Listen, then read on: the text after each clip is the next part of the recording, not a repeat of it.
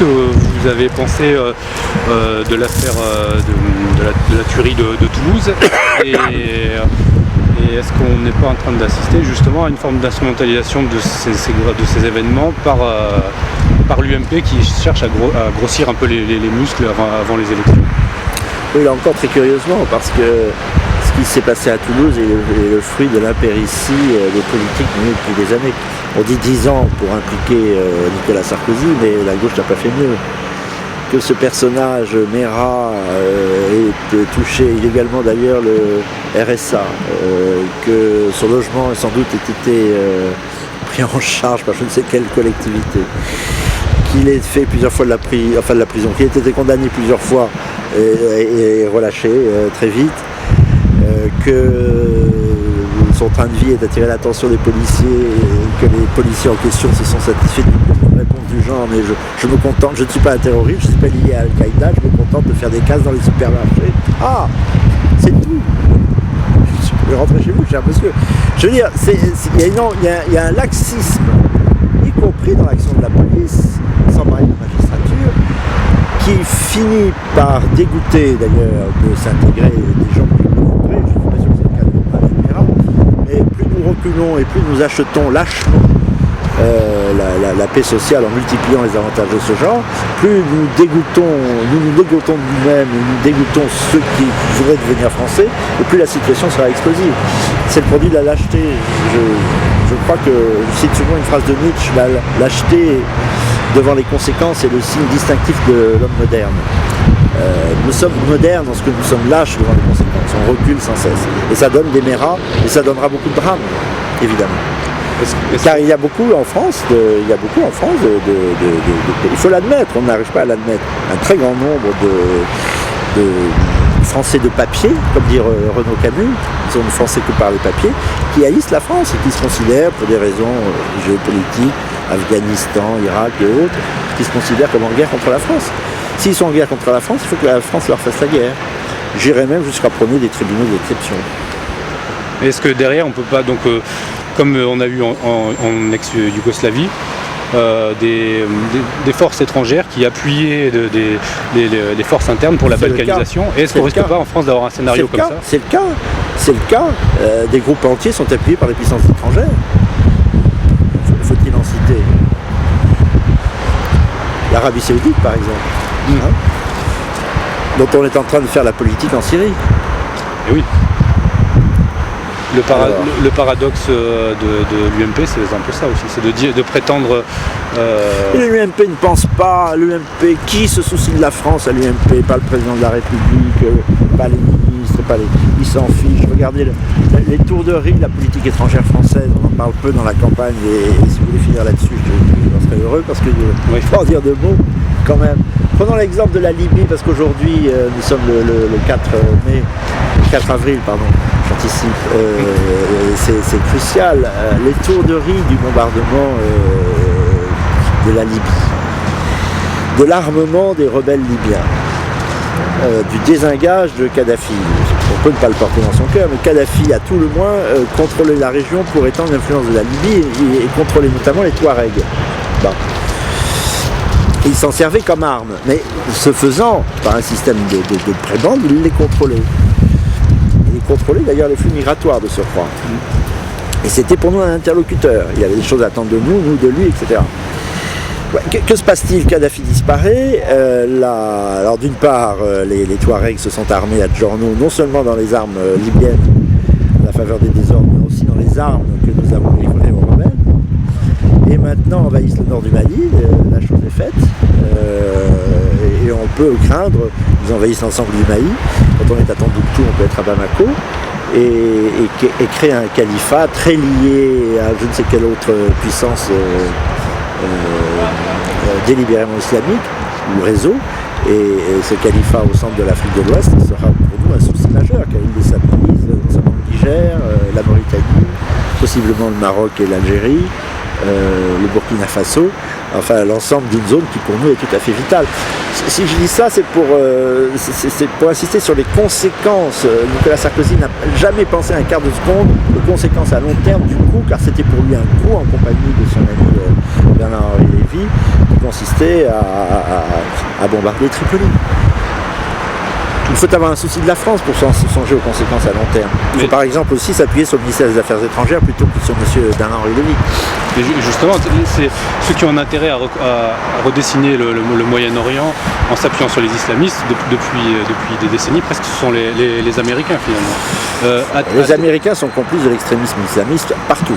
Donc on a cette tenaille avec nous sommes pris en tenaille. À deux pinces, avec d'un côté... Exactement. C'est ce que mon ami Jean-Pierre Perrosset-Lugo a appelé dans un très bel article publié dans une revue que j'ai l'honneur de diriger, qui s'appelle Les Cahiers de l'Indépendance, l'Islamérique. L'Islamérique, oui.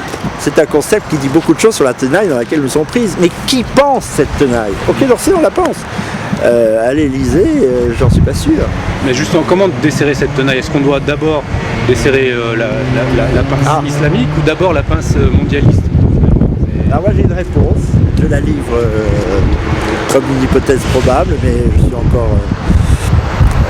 suis encore en train de réfléchir. La première pince, la pince la plus terrible, la plus sournoise, la plus dangereuse, c'est la pince impériale. Pourquoi? Parce que nous avons désappris à être nous-mêmes. C'est pas normal qu'un peuple comme le peuple français, un grand peuple français qui sait se battre, soit complètement inerte dans les agressions, y compris l'immigration de masse d'ailleurs, qui le submerge. C'est parce qu'il a perdu le souci de lui-même.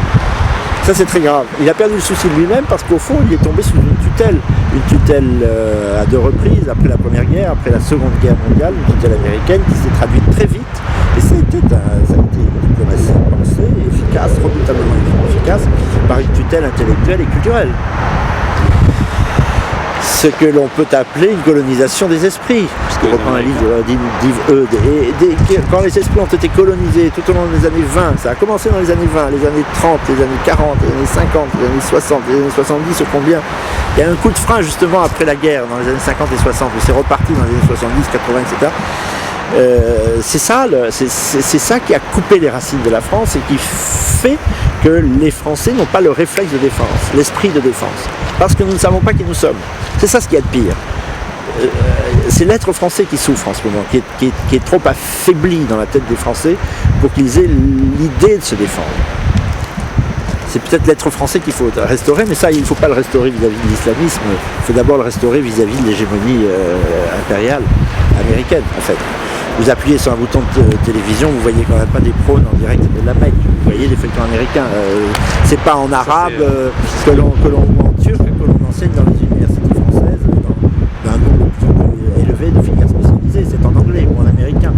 Donc le danger il est là. C'est tout le problème, on a l'impression qu'on est vraiment en train d'installer cette chose-là, comme en ex-Yougoslavie, c'est-à-dire avec d'un côté la tenaille. Voilà, et finalement à la fin les gens, comme si les gens n'auraient plus d'autre choix que se rallier à l'occidentalisme le plus en défendant presque d'un côté le caricaturé, le voile, et de l'autre côté le string. Quoi. Finalement, il y aurait plus de valeur occidentale et plus cette chose-là. C'est le mélangisme général en réalité. Cette tenaille, ça aboutit à ce que le mondialisme marchand veut depuis toujours, c'est-à-dire la suppression sous couvert d'unité du monde, n'est-ce pas, et autres qui le faisaient, la suppression de toutes les nations, de toutes les politiques indépendantes, finalement de toute politique et de toute culture. Donc finalement, le danger est très grand. La gouvernance mondiale, en fait, le gouvernement mondial. Il n'y aura même pas de gouvernance mondiale, il y aura une série, ça peut commencer par la France d'ailleurs, il y aura une série une espèce de no man's land entre le Rhin et l'Atlantique, où régneront des baronnies et des bandes plus ou moins en guerre les unes contre les autres. Et peut-être que toute l'Europe sera ainsi. La France est spécialement fragile de ce point de vue-là, c'est un souci qu'avait souvent le général de Gaulle lui répété cette phrase de Michelet, la France aurait pu ne pas être. C'est pas une évidence de nature la France, c'est une construction politique et culturelle fragile. Eh bien je dis qu'aujourd'hui, je prolonge Michelet, la France pourrait un jour ne plus être. C'était une hantise générale. La France peut disparaître, c'est un effort. Là aujourd'hui les Français ne le consentent plus. Je parie encore qu'il y a encore des chances pour qu'ils consentent un jour à se sentir suffisamment français pour se défendre et être une nation parmi les autres nations. Il ne s'agit pas de dominer qui que ce soit, il s'agit d'être soi-même. La question c'est la question de l'être aujourd'hui, être ou ne pas être français. Alors pour finir là-dessus, le camp national en France That is the question. a toujours été justement divisé depuis la guerre entre ces deux camps finalement. Ceux qui ont été gaullistes, ceux qui pensent que la France a encore un rôle national à jouer, et ceux qui se disent finalement non, la France finalement c'est terminé, et ce qui reste maintenant c'est presque une forme de puissance européenne qui serait à construire, et comme la France a été dissoute par le soft power américain, il resterait finalement que une identité qui est commune à tous les Européens et qui serait cette chose qu'il faut, en s'appuyant sur la Vous entendez Russie. des discours pareils au Front National? Non, au Front National, certes, peut-être pas, mais par exemple les identitaires pensent comme ça. Pour les identitaires, écoutez, j'ai beaucoup d'amis parmi les identitaires. Quand on parle avec eux, il n'y en a pas deux qui vous disent la même chose. Mais au Front National aussi, il y a beaucoup. Oui. Depuis c'est toujours été comme ça. Je crois que Marine a un discours assez cohérent et l'expérience a montré qu'elle était quand même nettement majoritaire au Front National. Donc, non, je trouve qu'on a encore plus de pensée. Et nous, souverainistes et marinistes, membres du Front National, assez constitués, assez charpentés. D'ailleurs, je suis pas loin de penser qu'il y a un renversement épistémologique d'une certaine façon à la Gramsci. Le bloc hégémonique a été, surtout dans la foulée de mai 68, à partir des années 70-80, il a été internationaliste, il a été moderniste, voire laxiste, il a été antitraditionnaliste, bon, donc de gauche d'une certaine façon.